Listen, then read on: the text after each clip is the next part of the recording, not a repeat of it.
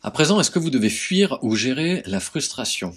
La frustration, oh, je le sais très bien en tant que psychologue, je vois des gens toute la journée qui ne voudraient pas être frustrés, qui ne voudraient pas être déprimés, qui ne voudraient pas avoir ne serait-ce que la moindre émotion négative.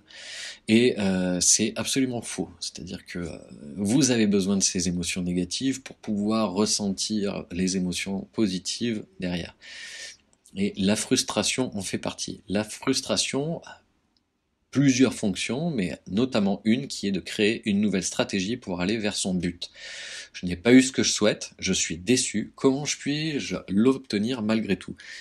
Si l'être humain n'était pas frustré, il ne pourrait pas utiliser sa créativité pour aller vers son but.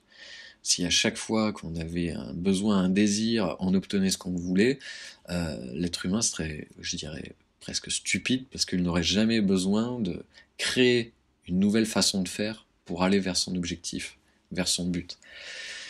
Donc la frustration est nécessaire pour que vous vous posiez les bonnes questions. Pourquoi est-ce que je n'ai pas réussi? Quelle a été mon erreur? Qu'est-ce que je dois faire pour ne pas reproduire cette erreur? Quelle émotion m'a poussé à faire cette erreur? Quelle serait la meilleure solution maintenant que je sais cela?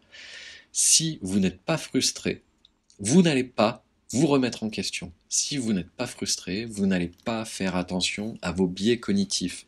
Si vous n'êtes pas frustré, vous n'allez pas noter vos erreurs pour voir comment est-ce que vous allez éviter de les faire la prochaine fois.